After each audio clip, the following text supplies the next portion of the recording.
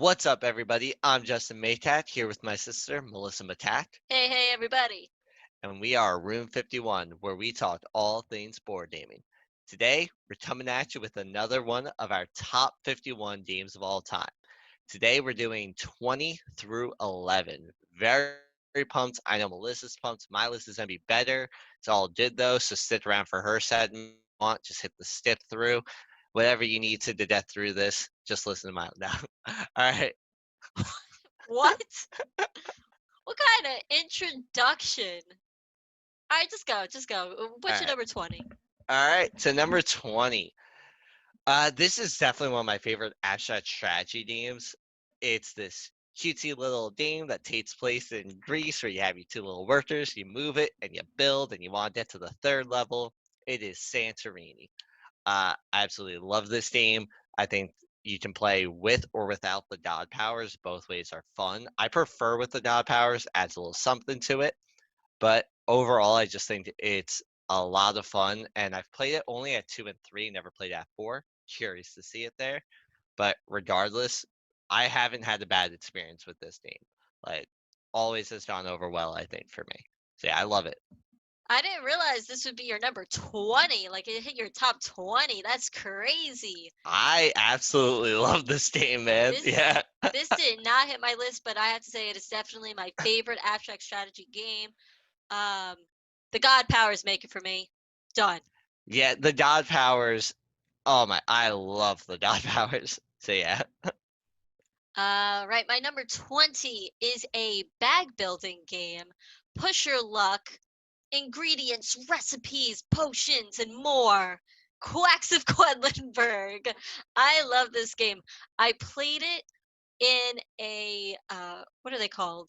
The board Board game game cafe. cafe. I Yeah. played it in a board game cafe, and it was the German copy, I guess. The rules were in German.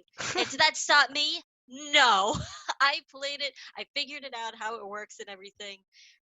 And I fell in love with it immediately. I was like, Justin, we gotta get this game. It's so good. He didn't really like it all that much, but we played it. That's not true. That's what I hate, man. I actually really liked the game when I first played it, and I loved the game. All I said was this didn't fully live up to, like, I couldn't believe how much hype the game got. Just I the loved game, it. everybody was talking about it. Nobody could stop talking about it. They were like, Kratz, Kratz, Kratz, Kratz. And I finally sit down and play this game. I'm like, this is Kratz. All right, really cool, but let's calm down. No, let's not calm down. It is amazing. It's brilliant. Uh, It's a beauty. That How is my number often do you 20. hear people mention Santorini? Not nearly enough. Quacks of Quedlingburg, people didn't shut up about it. All right. Santorini got a lot of love. What are you talking All about? right, but the way Quacks did, the way Quacks did. I don't know. I thought I Quacks didn't was have going to a change hypo board meter. gaming. I thought Quacks was going to change board gaming from the way people were You're talking about it. okay. That's honestly, though, that's how people, all I heard was Quacks of Quedlingburg. I would wake up and I would just hear it. Oh, Yeah. Nobody was outside, saying it people was marching. changing board gaming. You're a quack. No, that's all right. I actually do really like that game. It's very cool. Um, Okay, my number 19. My number 19 game of all time. I'm so excited for this freaking list. We're getting up to such great games. I Okay, know these are like yeah, these are the good ones. this is a cooperative game. You can play it solo as well, and I think it's one honestly that doesn't get enough love. It is quaint. The rulebook sucks, but it's a card game and it's set in a survival theme. I love survival theme in games. Oh, I'm talking about the Lost Expedition. wow, this is high for you. Okay, very I cool though. really like this Yeah. game a lot. It just this is another one that sort of has that feel of press your luck as well in a way. And I love the like card mitigation where in the beginning, so it goes morning and night phase. So in the morning, you're playing two cards, right? And they have to be in order. And then in the night phase, you could play it in any order. So it goes really according to player order in that way, where it's like, okay, I'm first player. Should this go first or should this go first? I love that decision. Um, or even for the morning phase, it's like, okay, what do I want to wait so that way I could play this card in a particular order. right? I love that. It's resource management. You're trying to get your little meeple from one place over to the last card, and you could differ up the difficulty levels of the game, which I also really appreciate when cooperative Yeah. games have that. Um, I don't know. I just really like this game. I think that people don't really talk about it. I think because it's small box, it doesn't really offer a lot of new things. But what it Yeah. does offer is it's fun. I really like it. So that's my number 19, The Lost Expedition. I like that one a lot. That's one that I see hitting the list in the future. Like if we made this next year, I think that there are some games that we don't play enough that are going to get bumped off because of that. And I think we're going to still be playing the Lost Expedition and to move on. Did not think it was going to be in your top 20. That was shocking. I All right. like it so much. That's pretty cool. Uh, my number 19, I don't know if you would expect this one. I did not realize it's by Fantasy Flight Games until today. I don't know if our copy is. It's an old one. It's from 1998 from Reiner Knizia. That didn't give it away for you? Oh, I got Okay. it. It is Samurai. That's one that I haven't heard spoken about just about at all, but it might just be because it's older and it did get some buzz beforehand and stuff. It's one I mean, that, Knizia comes out with, yeah. a game every 5 minutes. Exactly. So, but I think that's also why, even though it's a game from '98 and stuff, and I think it's had staying power, probably partially because of his name on the bots and everything. But honestly, like they redid it also. They redid all the components on it, and the components are now very nice on it. I don't know how they were on the older boards, but it's a really cool game where it's essentially a modular board depending on what the player count is. And it's this one where you draw 5 tiles into your hand, and each player lays down a tile until a certain statue or something is surrounded, and then you check to see who has the most influence, and whoever does gets it. Most statues at the end wins. It kind of has like a Go concept kind of thing, the game Go. I think it's awesome. It plays so nicely at 3. I find it plays so smoothly there. And I just find the game to be super thinky for me. I love the decision making. I love tile laying, and the board looks really pretty to me. This game is one that I would like to see more people talking about. It's one that really holds up for me. So to my number 19, Samurai.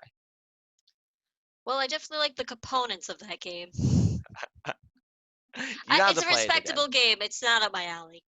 Yeah, it's definitely, honestly, I would consider it, even though I think it would be considered a Euro. It's very abstract strategy to me. Like, Yeah, it's not a perfect abstract strategy because not everything is out there. You don't know what people have in their right. hands, but it's very abstract strategy to me. Oh, right. My Actually, number it's 18. your 18. Sorry. Yes. My number 18, this is one that I don't remember if it hit your list, but I think it would, even if it didn't this time, it will eventually. It is, I think it's my highest pressure luck or pusher luck game on my list. Absolutely love it. From the first time I played it to now, it's never gone down for me. I've never had a boring playthrough of it. It's always super exciting. Celestia, also known as Cloud 9. Uh, this game is just hysterical. This did hit my list, by the way. It was my number 41. All right, I thought it would have. I've been pretty surprised. You definitely have a lot of fun with it. Yeah, I do. It's one of those push your luck backstabby games that feels like it can be misconceived as a semi co-op. It's totally not though. You're moving on an airship, and each player takes a turn as being the captain. And when the captain rolls the dice, they're gonna have to deal with whatever just came out. And then it goes to each player saying, "Are you staying on the ship, or are you getting off and collecting your treasure here?" And it gets kind of funny because you can push people off the ship and things like that. You can jump off the ship and then change around the dice to try to screw people over. The game's a lot of fun, and it sounds really mean, and it is, but I found that it has a very lighthearted spirit around it. It's not a very heavy, mean game. Like if it was super heavy and had that much backstabbing, it might be a little too much. But in this game, it's hysterical. I haven't had a bad experience with this one too. Like, it's awesome. I don't have bad experiences with games just as I'm that kind of guy, you know. Yeah, what does that even mean? Anyways, so I absolutely love Celestia. I really suggest it if you like push your luck, especially. All right. My number 18 is a deck building game. I really like deck building as a mechanic for games, and I love superheroes a lot. And so my number 18 is Legendary or Marvel, a legendary deck building game. Whatever, that really long title. Did not think Legendary this would be Marvel. this high. Wow. Okay. Really? No, I love this game. It is so much Yes. fun. We don't I only have one expansion for this game, and it doesn't matter. There's already so much content. Just for the base box, there's tons of content in there. I got the Paint the Town Red expansion, which I've been really liking because I love the Spider Verse. So yeah, you're building up your little team of recruits of heroes. I guess it's not. It doesn't make all that much sense thematically, but I don't care. Okay, it is fun, and I kind of feel that just the artwork itself makes it feel kind of thematic for me, and the villains going through the city and the sewers and all that, and then the special abilities that some of these heroes have, and specifically with like Paint the Town Red, where they have the wall crawl ability and stuff. That's cool to me, even just like the way they title things is really cool. um, but yeah, you're building your deck of recruits from the HQ, and you're going up against some sort of villain and their mastermind and their schemes, right? Which I really like. The villain, they've got their own thing going on, and then they also have a scheme that's happening that could change the pace of the game and the course of the game, and it ultimately decides what the win condition is. So that's something I also really like, that the win condition isn't always the same. It's always different Yeah. depending on what scheme you have. The difficulty could be different depending on the mashup of villain and scheme. And you're even constructing what minions and followers and things that the villain is going to have. Also combined with, you could have so many different types of heroes in the hero deck that you can recruit from. The replayability in this game is through the roof. I love it. That is my number 18. Yeah. There's Legendary Marvel. there's endless content there. Yeah. All right. Nice. So I believe it's your 17 now. Yeah. So 17, this is a crossover. I think this appeared on your list Ooh. last time, actually. And you are building your own dinosaur themed park, Dinosaur Island. I won't get too into it because I know Justin already spoke about this, but I do like that whole feeling of, look at what I've created. I've created this amusement park with dinosaurs that might go out and eat people. I know that Yeah. one of the comments from the last list, I think it was by Panic Games, was saying Yeah. that the color scheme reminded them of the 80s. When it's based off of a 90s movie. Right. Yeah. And to that I say, wrong. I mean, maybe, but I don't care. Okay. But yeah, I don't know. Honestly, it's got that neon thing for me. And Yeah. for me, growing up in the 90s, I kind of felt like the neon thing was still sort of there with like the glow sticks. And then even like when you watch Xenon of the 21st Century, which Huh. was a 90s movie, it had an 80s look to it, right? Like, I mean, the 90s was just coming out of the 80s. So like it still had some 80s flair stuff Huge going on. similarity. Yeah. But I could see that. I respect that. Either way, I still like the look of the game, and I love the gameplay itself. And specifically, I like the DNA sequencing of the dinosaurs, where it's like I'm creating Yeah. a dinosaur in my lab. uh, but yeah, so this is my number 17, Dinosaur Island. All right. Very cool. Definitely respect that pick. All right. So my number 17 is probably my favorite word game. It's Decrypto. So this was a game that I was like, when I first heard the concept, it just sounded so cool to me. It's a game where each team has, words with numbers underneath it, and you'll draw, one person will like draw a card and it'll have like 4, 3, 1. So you have to give your team now hints to the words there that will get them to say 4, 3, and 1. But the other team is also going to be listening in, and they're going to try to say, okay, so these were the clues for 4, and this kind of sounds like that, so we'll say 4, and they'll try to get 4, 3, 1. I think the game is a ton of fun. Probably my only complaint is, and I haven't experienced this yet, I could see it possibly overstaying its welcome.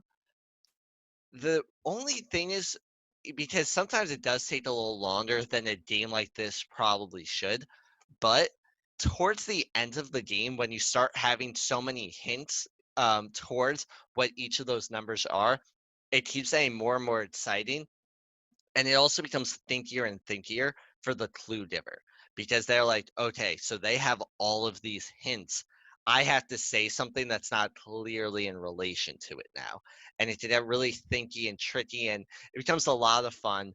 I'm really bad at it. When me and my girlfriend are together, we are horrible at it as a team when it I comes can to this game. attest. It's really bad. But the game is still a ton of fun, even when we're doing horrible at it. Just especially you lose kind of quickly when you're doing bad. You only need to mess up Yeah. twice. So yeah, I love this game. So that's my number 17, Decrypto. I was thinking about this game and I really like it. And I don't know what it is, but there's something about it that doesn't make me want to say, yes, let's play Decrypto. And I don't know why. Huh. I was thinking that partially it's the look of the game. Like it looks old or something. Yeah, they went for a very I'm saying like 50s because that's what I'm imagining it as like this 50s spy movie. Because a lot of it's not like almost like faxes kind of thing coming out. Right. And I get that. Like, it's cool that it was trying to take on that look, but it actually feels like it was made in the 50s. You know what I mean? You're right, actually, because also with the method that they use of having like the clear red Yeah. plastic to be able to read the cards, it's a very old school game kind of thing. You don't see Right. that much. You're right, like the game feels like something that did come out of the 50s. Yeah. That's a good point. I like that. For me, it's nostalgic because we actually had a game that utilized that red plastic growing up. I don't even remember what it was. Uh, it might not have Same. been a game. It might have been more of a toy thing, but regardless, I agree with that. But for me, that actually gives it a bit of a nostalgic feel to it, and I don't know. It's fun for me. I like that. I enjoy That's it. fine. But Cool. that's fair. I want to play this soon now. All right. So number 16, right? Yeah. Number 16. Me and you argue about this game a lot. Oh God, here it comes. I've been waiting. I've been waiting for this. And so this being number 16 for me, I think shows just how much I like it Ooh, I'm getting ready. and why we fight about this so much. It's not an act. I love this game, and she just can't handle it. She doesn't have enough brain cells for it, and that's What? okay. um, it is Tiny Town. Wrong. So Tiny Towns is the greatest game of all time. I love Tiny Towns. It's Tiny Towns. Tiny Towns is one of my most Cults of the New pits. I have another one coming up. So if you hate Cults of the New, you're gonna feel it with my Netsu pits. But so Tiny Towns, it's this simple gateway-ish. I don't know if I would hand this to a group of brand new players just as the buildings. Some of them can actually be kind of confusing. I can see some people getting confused on them, but it's awesome. You have some number of buildings, I don't remember, and each of them store points in a different way when you've built them in your town, and they'll relate to the other. Like one of them feeds your other buildings, and one of them gets 3 points if it's fed. It's awesome. There's a whole bunch of variability because each type of building actually has like 4 different types that you shuffle up and you flip in. It's a new one each time. It will not each time, but it is awesome. All right, it's like this Tetrisy style thing where, and we always play it that one player will call out a cube. So I'll say red, and then everybody has to take red and place it. Then it goes to the next player, and they have to place it. It is so much fun. It's like 30 minutes of pure joy for me. It's so much like thinking and planning on where I'm going to put these things in my town to store the most points. And then at the end, we store up the points and I win, obviously. No, it's just a lot of fun for me. Melissa's really bad at it. So for Melissa, it's a player elimination game because if you play it really Yes. poorly and you screw up super early on, you can eventually screw yourself up to the point of I can't place any more cubes, so I'm out of the game. And that's Yeah. happened to Melissa a couple times. I don't understand what people see in this game. You're not out of the game, by the way. You Oh, still I will was score, out. but you can't play. Yeah, you're I out was of the game out. I then. was done. I knew I lost. I sat around as everybody else played a game, and I watched everybody placing cubes on a board. Okay, that's what I did. That's what Tiny Towns is. Okay, it's a Who builds fiesta. that many wells in the beginning of the game? Maybe it was a strategy. I didn't know that there's not multiple paths to victory. There are totally multiple paths for Well, victory, Wells Melissa. isn't one of them, and that's Yeah, upsetting. I love that. I love when somebody's like, "There's not multiple paths to victory." It's like, no, there's like 10 different ones, but you just didn't choose any of them. You just did something totally I don't wrong. understand how. Don't people need wells in their town? Yeah, They but need that's more of lots a of them. later game one usually. Not always. I'm not saying that. And obviously, I haven't played this game enough to really be speaking on the strategy super hard. But I feel like that's a later game one because it's super small to build. So why would you crowd up your town with wells early on? It doesn't make sense. Yeah, Doesn't matter. yeah, Okay?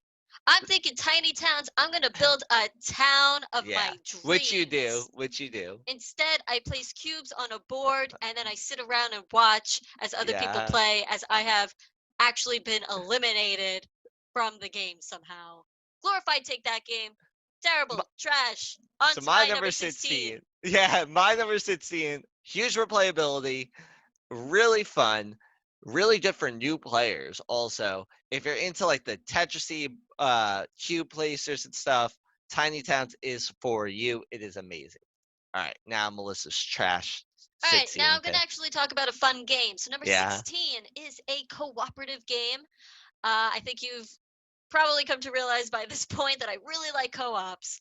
If you've been watching these yawn. lists, and wait, where am I up to? Oh yeah, so this is a horror themed game, and it is very difficult to win.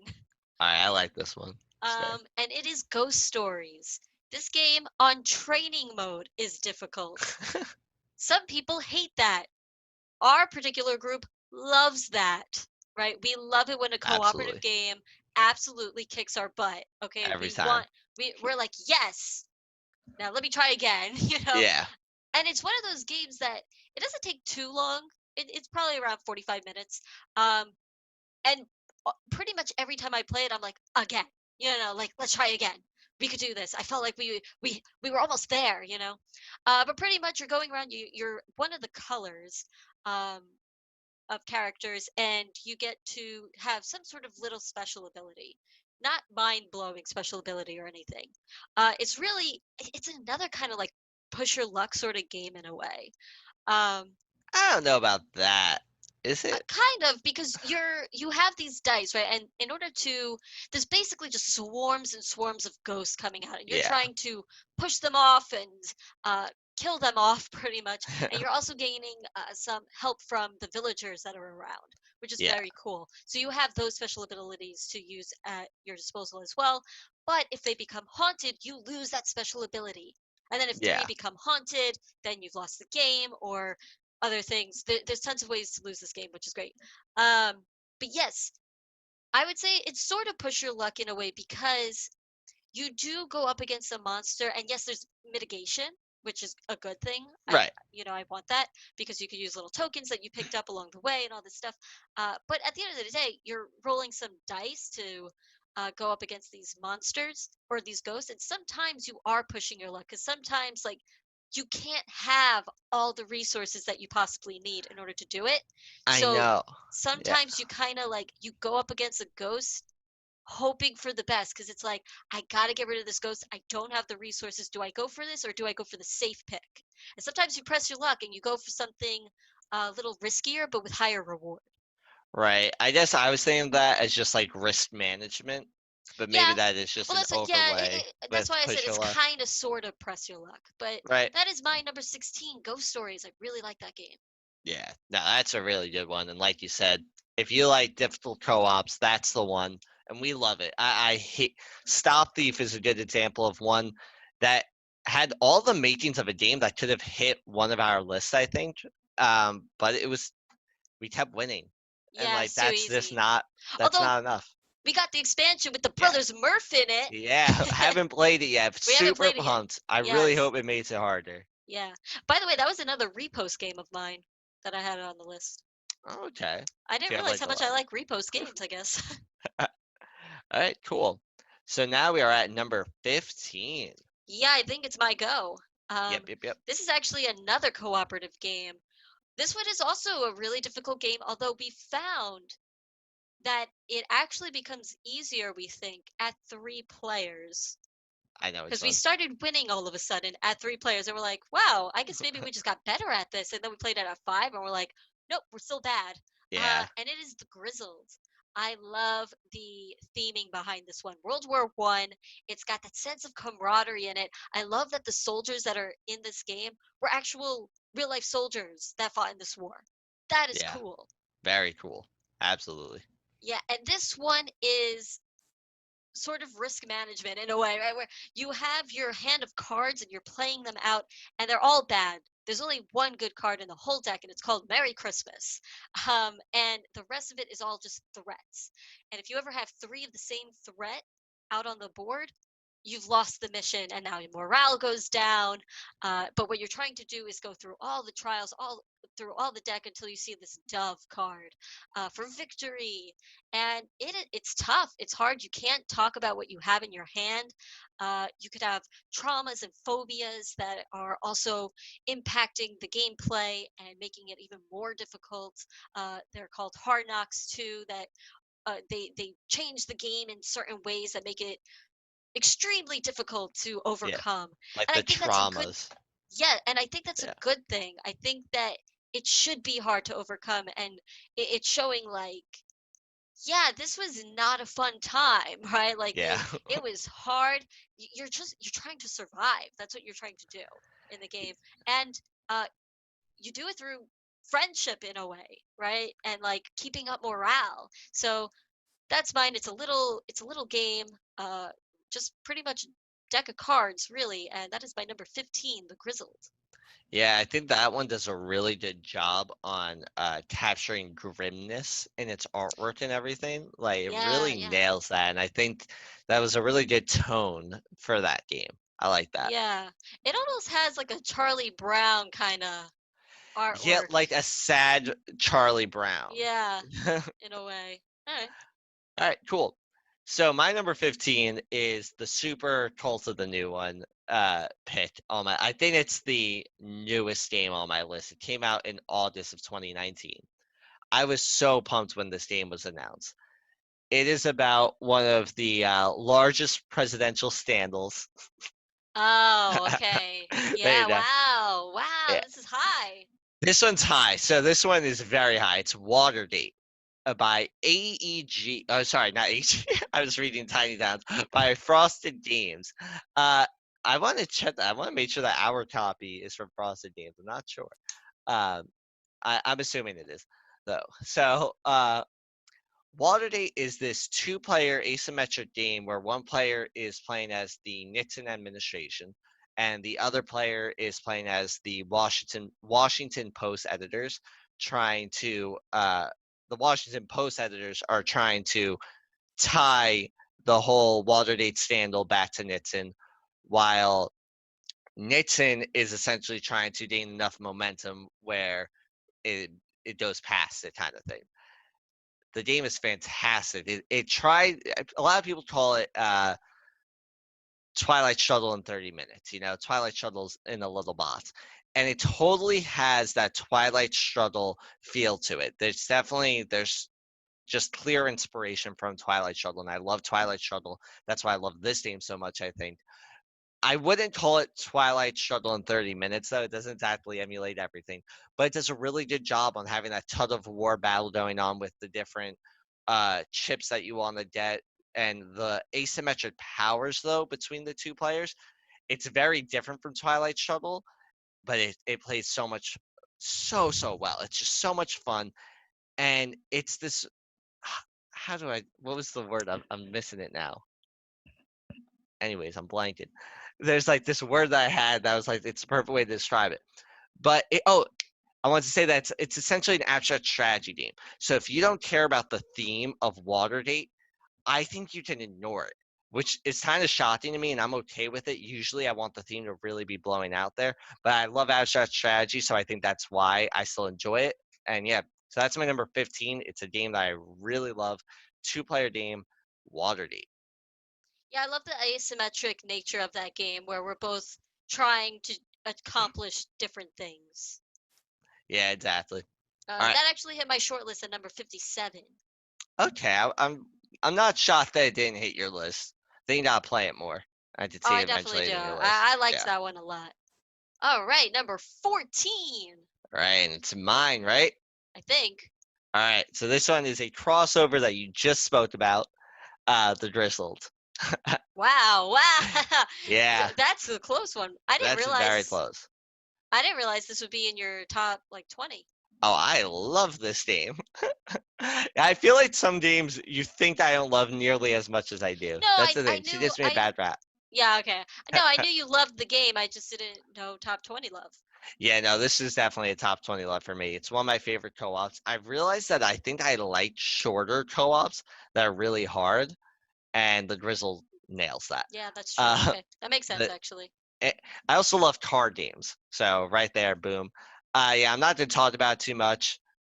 Overall, the Grizzled is just a really good game. One of my favorite co-ops. It's not my favorite. There's another coming up, uh, but this is definitely one of my favorite co-ops. I really recommend it. I think that this is a game that it gets love. Not saying that it doesn't get any buzz, but I do think that it's kind of like a game that doesn't appear on enough like favorite co-op lists. I wish that this game would appear more on that. I think this game deserves a lot of love. So yeah, I Hmm. love this game. That's my number 14, The Grizzled. All right. Well, my number 14 is a game that nobody plays with me. um, but it is a collectible dice game. I'm talking about Dice Wow. Masters by Wizkids. I love this game. Like I said, I love superheroes. I really only go for like the Marvel and DC stuff for Dice Masters, although I know they do Yu-Gi-Oh and some other Wrestling, stuff, D&D and whatnot. WWE. Oh, now it's WWE, Yeah. Warhammer now too. But What yeah, I I, didn't know I really that. just stick to the DC Marvel stuff. But yeah, I really like this game. I love constructing my little deck. It I think it was the first bag building game that I ever played actually. Really? Um yeah, it has to be. I think so. And yeah, so I love dice. I love dice in games. I like collecting things, so that's why like LCGs are on my list, the Dice Masters, all that stuff. And I love the choices in this game. It so many times the CCG feels like, yeah, it's kind of like Magic the Gathering. Yeah. This one is like, no, we're doing something different, right? I love the choice of like, okay, I could attack, and then if you don't block me, this goes into my use pile. So now it's not on the field anymore. But if you do block me, then it'll stay on the field even though it won't hurt you. Or if you block me and my die dies, it's just going to come back out next round. But it might not come back, right? Because I'll have to roll the die and it might come on to the character face, it might not. So I just love that, right? Like the thought behind all these decisions, not just what to play, but it's also you don't just have your deck, right? Because in a lot of these CCGs, when you're playing, you have a deck that you're drawing from, right? Like there's a possibility you're going to get all those cards. With this game, you have your deck, but then you're building it as the game progresses, right? Because you have to say, all right, what am I building today, right now, as I'm playing this game? Am I taking my Yeah. Riddlers? Am I taking my Deadpool stuff? You're putting in this bag, you're going to draw out of the bag, roll the dice, and then see what kind of like energy that you get in order to spend, in order to draft more dice into your bag, all that sort of stuff. I love that. This game is fantastic. The huge problem with the game is inconsistent wording. If they, Yeah. I do not understand what the deal is. Like I'm pretty sure Eric Lang worked on this. Like he knows how to make games. What Yeah. it or wait, not Eric Lang. Do you mean Richard Garfield? No, No, Richard right? Garfield didn't. No, no, it's not I'm blanking Garfield. on the name. Anyway, oh shoot. Okay, scratch that. um, either way, you should know how to make games, right? I know that it is hard to do something like this with the CCGs coming out with consistent wording. Magic the Gathering, they fumbled in the beginning. They still sometimes fumble, right? But Yeah. they've grown. Oh, absolutely. Dice Masters has not. Yet Dice Masters, I think the wording was the biggest turnoff for me because I despise that, and I guess especially coming from playing a lot of Magic, where the wording is super important, and each card means what it says. Yeah, it's like, please just tell me what you mean. Yeah, that's a Some cards really say it important one thing. way, another card will say it a different way, and it's like, what? It's not good. And then some of it is just ambiguous. But Yeah, if it didn't have that problem, this game would be amazing. I yeah. mean, it's my number 14. I still absolutely love this game. I still do think it is amazing, but I think it would have done even better if people could understand what the freak you meant. Yeah, I'm looking up though who the designers was because I know the one too, and I'm blanking on it myself. Yeah. All right By the though. way, you could go ahead. I'll look it up, but you could go ahead with Yes. your number 14. No, I did my 14. It's actually we are up to our number 13, and Oh snap! it is Oh all you. snap! Um. Oh wait, I think it was Eric Lang. Was it Airlane? Okay. Yeah. I'm all right. Cool. All right. Awesome. No, So number. no, no, no, no. Oh, Yes, it is. Stop okay. it. Michael Elliott and Eric Lang. Okay, Okay. Cool. got it. That's what I was. I kept thinking Elliott, and I was like, wait, Uh, So, but anyway, so my number 13. I am sure. I don't think Justin has said this yet, but if he hasn't yet, I think it's going to break his top 10. He might be surprised that it didn't break my top 10, actually. I'm I wondering have if you could. one guess. I have one guess at it from what Okay, you just said. Or are you going to give me any other hints? I'll give you a hint. It is a team versus Yeah, team Captain game. Sonar. Okay, that was the Okay, one it that is I was. Captain Sonar. um, So, I do really like this game a lot. It's fast paced. I love real time strategy games. This one, 13? yeah, That's I got. it? Hey man, there's a lot of really good games. Wow. Okay. It had to happen. I'm gonna be Um, comparing everything after this to this now. you do that. Like, Actually, so when I wrote out on BGG, again, my username on there is Starbucks. So if you wanted to check them out, Starbucks7660. But anyway, so for 2018, when I did my top 10, Captain Sonar was my number 5. okay. 2019, when I did my top 25, Captain Sonar dropped to my number 6. And now it is at my number 13. Will it continue to Wow. drop? I don't know. I think it's going to stay in my top 20 Okay. because I do really like this game. But yeah, so everybody has their own sort of role in the game. So you could be the captain, engineer, first mate, all that stuff, the radio operator, and each one feels very different, right? You are doing a specific thing in this game, trying to help your team win. It's like Battleship on steroids, right? It is so good. This game, I love it. I used to love Battleship growing up, and now if I played Battleship now, I'd be like, wow, this is terrible. But Captain Sonar really brings a whole lot of game. I mean, it, times 10, times 100, okay? And it is a lot about communication. The team that communicates better will usually win, I think, in this game. I think that's Um, right. I, the it's got a lot of adrenaline pumping through this game, and the Yeah. theme I think just comes out of it. It pours out of it. I think I that's my number 13, Captain Sonar. Love that game to pieces. Yeah, wow. I'm just surprised that it's this low. Um, It's I pretty thought for high, sure number it was. 13. Yeah, I really thought it was a guaranteed top 10 for you. I will say this about the game. You pretty much have to play that 4 versus 4 or 3 Yeah. versus 3, and that does make it harder to hit the table. Right, and that's probably why it's not in my top 10. Yeah, But I don't see it going out of my top 20 that's fair. anytime All right, soon anyway. that's fair. My number 13 is a game that is tough to hit the table because Melissa refuses to play at this at a number that's not 6. And also, I suggest it all the time, and people turn me down for it. All right, it is Downforce. Sits for, or What? yeah, plays 2 to 6. I've only played at 3 and 6, and I love it at both numbers. You start off with auctioning for cars, And then a race happens, and at 3 different points during the race, you bet on particular cars.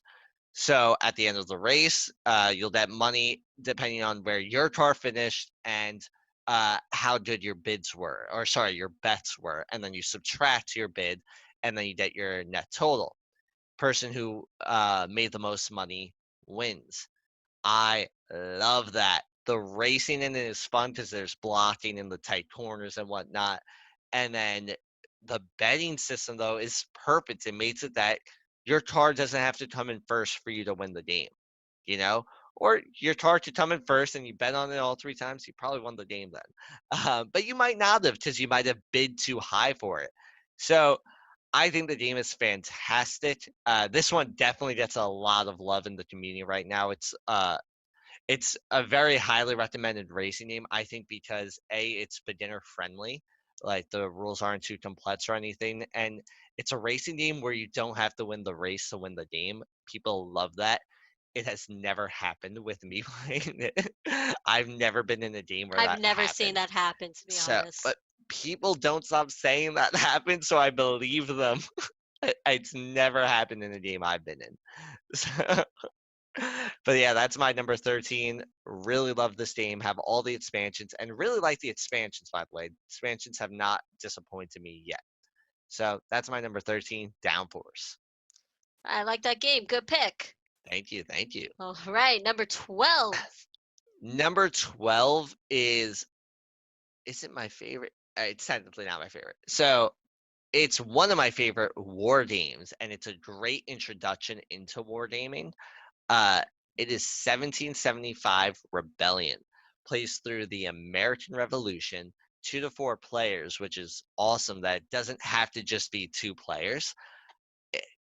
The 4 players actually worked. They made it work because you're able to even move your teammates' army, but you can't just do it anywhere. You have to have your own army in there as well. And it plays at a nice pace. I think it'll usually take under 2 hours or like just at the 2 hour mark. And the goal is, the American versus the British. If you're the American or the British, you want to have the most colonies or the majority colonies at the end of the game whenever the 4 treaty cards come out. I think it's a lot of fun. It's a great way to show people wargaming. I think it's a really nice step up from, let's say, people like Risk. If you liked Risk growing up and you're getting into this hobby or whatever, that's awesome. I think this is a fantastic game to check out. It's a nice dice chucker with a ton of decision making. They even added the decision making with the dice roll with when you roll a blank, then you have a command decision to move the piece out and stuff. It is so good. I love this game. 1775 Rebellion. All right. My number 12 is a Euro game bag building game. So another bag builder. And it is Orléans. Hello? Orléans. And I don't even know what to say about this game. It's just so good. It's smooth, and it's one of those games that is the strategy in it. There's a lot of depth to the strategy, but the game's not complicated, really. It's Yeah. like, yeah, you put this there, and the actions are very self-explanatory just by the icon. It's like, okay, I get that. Okay, I just move that. Yeah, it's very easy, the game, even though it seems like, oh, heavy Euro game Yeah. with all these bits and pieces, and I got to think for hours upon hours. Um, Nonstop. Yeah. but it's not. It's the rules are very straightforward. It's easy to grasp, and then uh, but it's so eloquent. I think that's what it is. I think it's an eloquent game. Um, so I really like it. So that is my number. Are you joking? Justin, please. I muted my mic though, at least. I saw it and I just started laughing. I'm sorry. All right, Orleans just so good. it's just so good. I can't take it. No, I But that haven't is played this game enough. my number 12 is Orléans. Nice. Excuse me. All right, so number 11. I'm just trying to play it off cool. I'm like trying right now. I know I didn't let you play it off cool. I know you had to be like nothing happened. I pointed it out for all of the internet to This see. is on the internet now. Thousands of people, millions of people are gonna see this. All right. All right. Well, my number 11. So, this game is amazing. Oh Like, boy. it amazes me still that this game is able to pull off what it does. It is an open world survival game in a board game.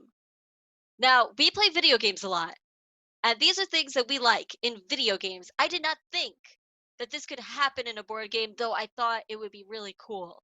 And this game does it with just a whole bunch of freaking cards. I'm talking about Seventh Continent. I'm an idiot. Okay. Yeah, well, nobody's denying that. So, I thought I had it. wait, what did you think it was? Okay, wait, I think I know what you thought it was. Okay. All right. No, it's not open world. Anyway, uh, so Seventh Then you don't. Continent is a cooperative survival game. It, you, it just, you're just, I don't even know what to say. You're going around. I've played it solo, by the way. I played it with up to, I don't think I've ever played it with 4 players, but I've definitely played it with 2 and 3, and I've liked it in all player counts. Probably 1 or 2 is my favorite way to play it. Um, but either way, it is a lot of fun. You're going around, you're trying to lift this curse that's upon you. And when you first play the game, you don't know what you're doing. You're just sort of dropped onto this island and you're like, now what? All right, let me go look over there and let me go look over there. And then all of a sudden it starts to unravel and you're like, oh, oh, I must need this thing. I have to go over here. You know, it's just so awesome, and I love the open world experience that this game brings. It even has crafting in it. Like you are crafting weapons or baskets or whatever, you know, like things that you need. And then you could get special abilities. You're playing as a certain character that has their own sort of little special ability that they could use. This game's amazing and just mwah. Number 11 is Seventh Continent Very nice. Yeah, by that's when I Serious got Pulp. serious fault. All right, I got that one played more for sure. All right, cool. My number 11 is one we just finished a few like last week. Or no, it's been a few days from now. Uh, Pandemic Legacy Season 1.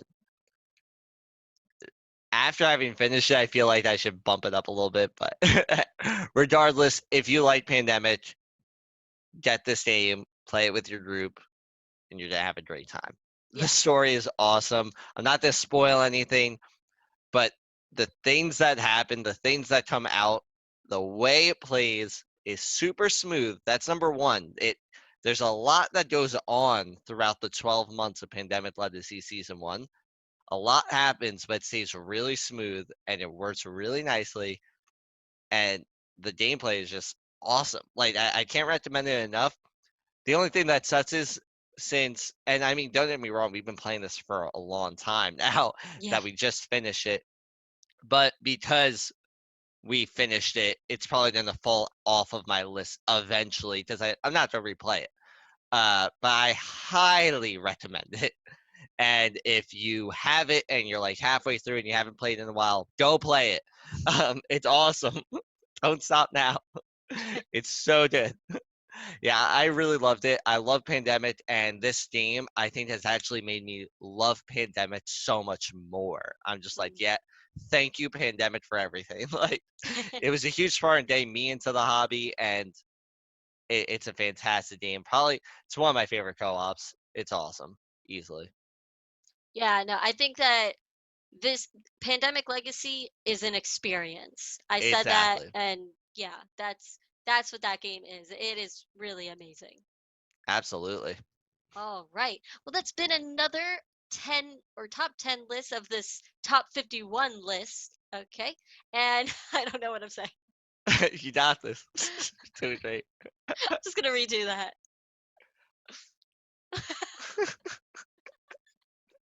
We don't edit any of this, guys. Okay. Shut up, shut up, shut up.